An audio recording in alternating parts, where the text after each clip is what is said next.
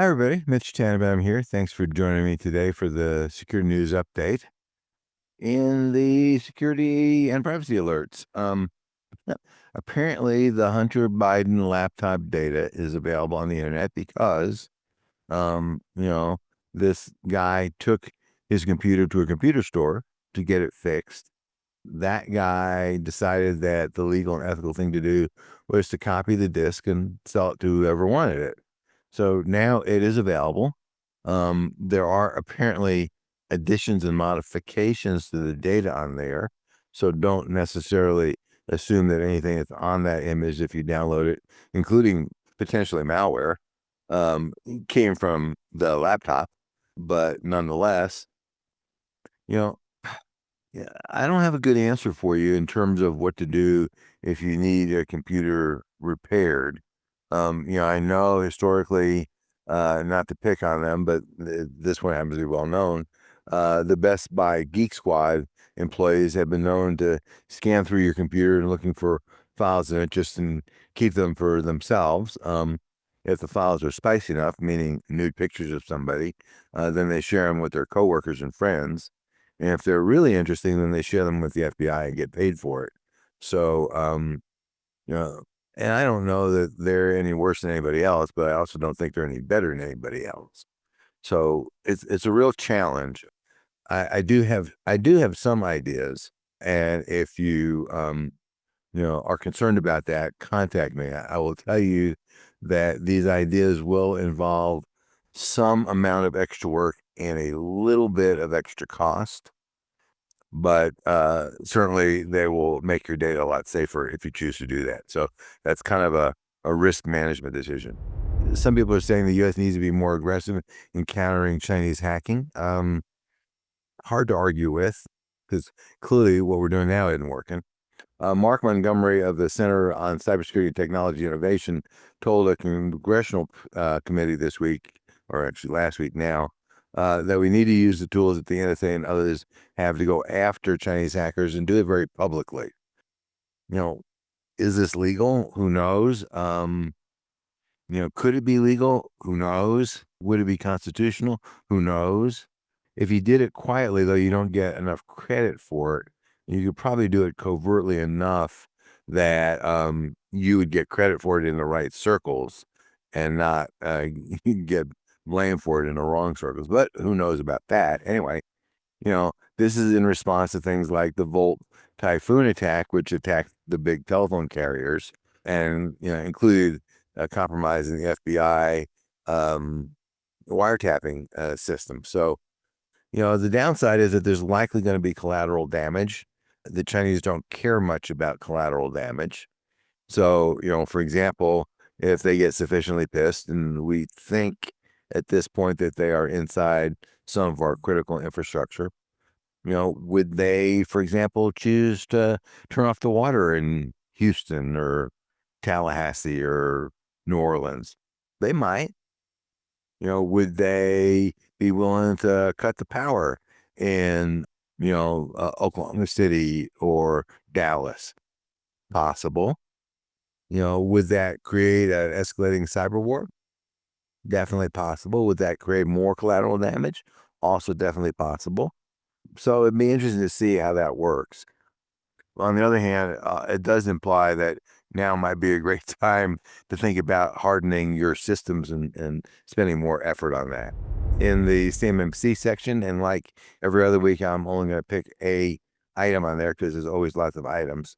Um, One of the questions that came up from a client this week, I think is relevant, which is if we move to Microsoft's government cloud called the GCC, Government Community Cloud, can we just move our existing applications, software licenses from our commercial environment to the GCC or GCC high environment? And the short answer to that is no.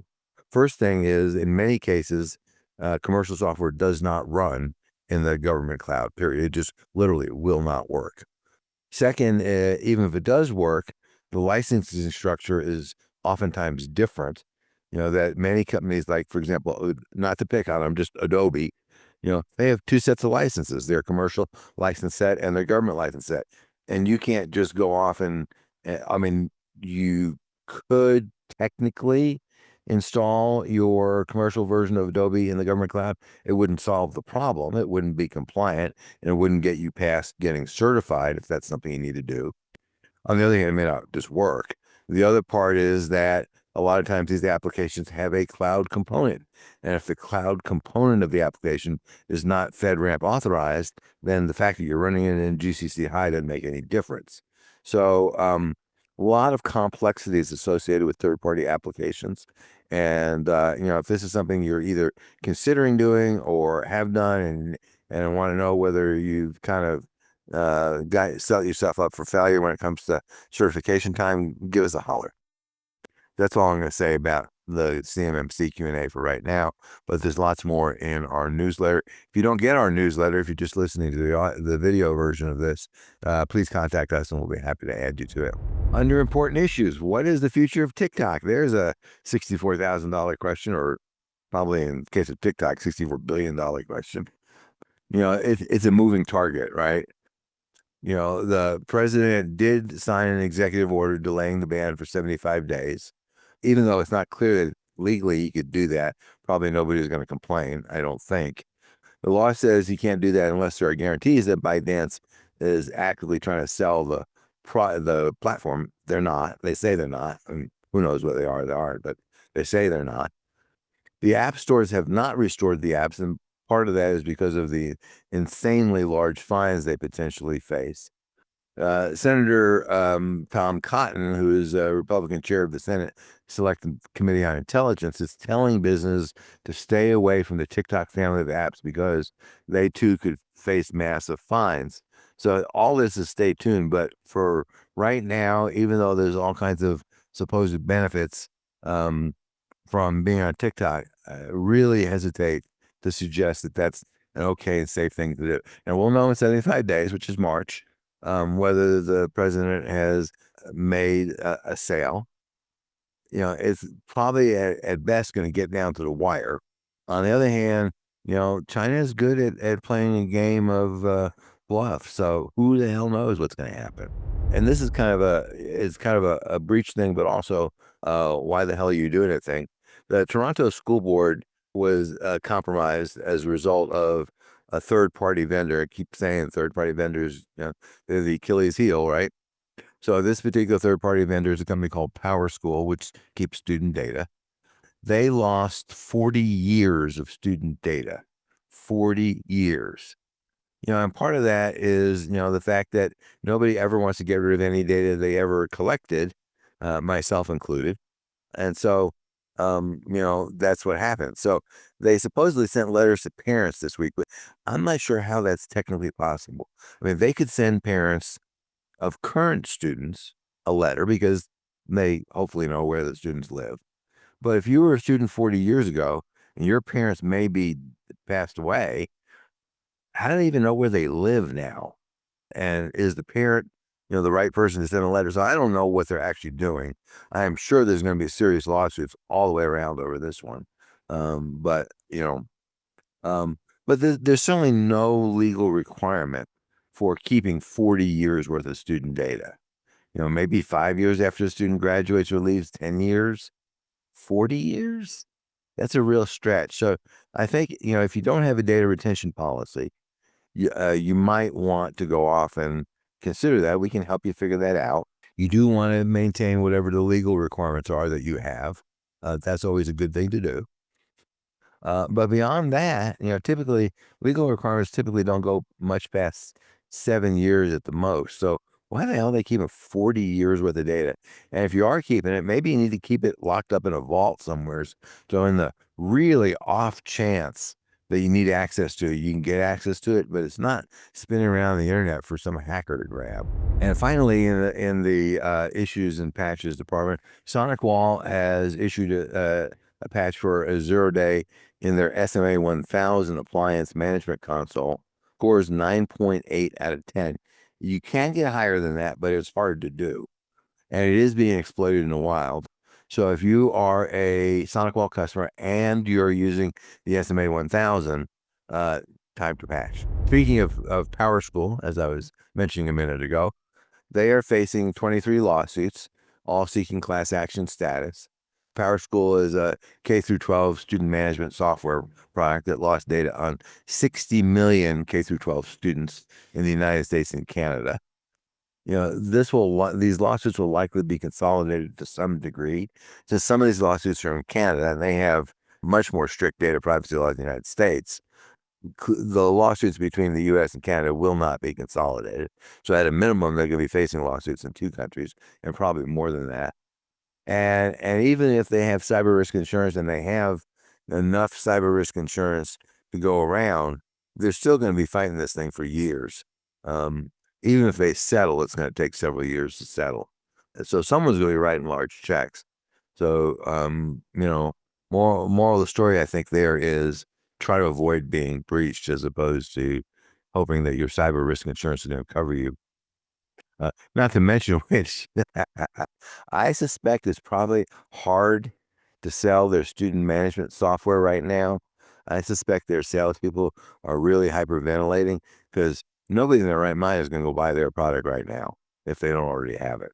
They'll probably renew it because it's a pain in the ass to move. But new sales, probably not much. The president fired all of the members of a bunch of boards at DHS, including the Cyber Safety Review Board, who was investigating the Volt Typhoon attack against the phone companies. It's in his authority to go do that, so it's not illegal. But we'll see what happens. Clearly, the carriers are a problem, and likely this could happen again. Very likely. In the EU, financial institutions have a new cyber rule called DORA that stands for the Digital Operational Resilience Act. Now, what it's designed to do, and even if you're not in Europe, it's kind of a cool idea. What they want to do is look at these financial institutions' defenses in light of realistic potential cyber attacks as opposed to some theoretical thing. So they're saying, gee, we know insider threat's a problem and an insider threat could do X, Y, and Z. How are you going to respond to that? So there's a whole infrastructure around designing those tests. And that's a requirement for EU financial institutions. But if you're not an EU financial institute, you might want to use it anyway. Again, contact us if this sounds interesting to you. The president signed an EO to study creating a cryptocurrency reserve. So this is just a paper exercise. And remember, the president's family is deep, deep, deep into the crypto business. So, potentially this could benefit them, although I don't think this directly is designed for that. But this committee is going to design whether or not the government should hoard some cryptocurrency. Right now, the government has about 20 billion in crypto that has been seized as part of court cases. Now, the question becomes, does that become restitution to the victims, or can the government prioritize keeping it for themselves? Clearly, this would require some kind of act of Congress, and probably there would be court cases because I would assume the victims would say, gee, no, that's not yours, that's ours. So, but this will take years to figure out, but it's a nice soundbite at the moment.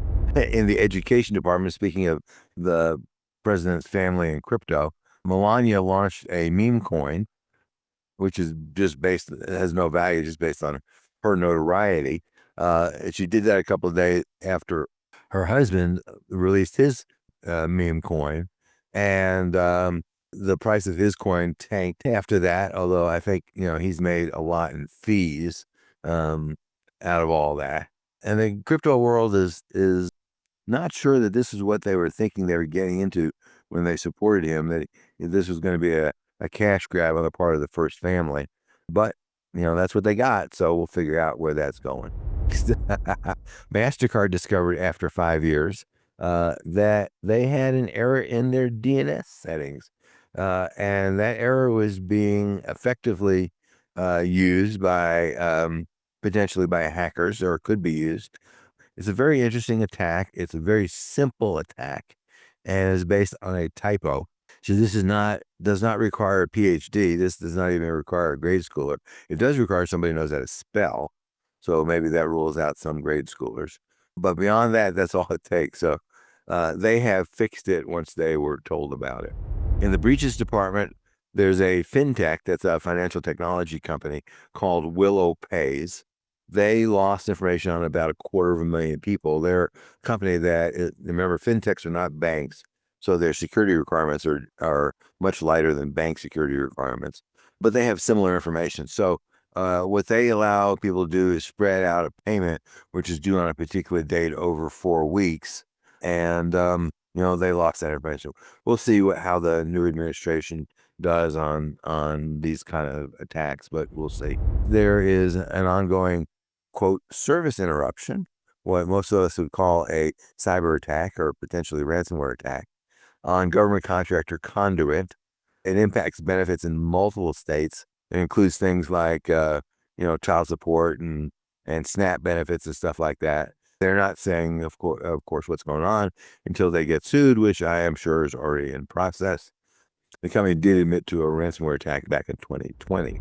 Texas is investigating an insider breach, which caused the theft of benefit funds to the tune of a couple $100,000. They fired a handful of people who were, running this insider scam. But they said they immediately responded to the breach. Well, the breach was in 2021, and they immediately responded to it in 2025. So you figure out their definition of immediate. Hackers stole about 400 gigabytes of data from American Standard. You may recognize that name as the company that makes the toilet in your bathroom.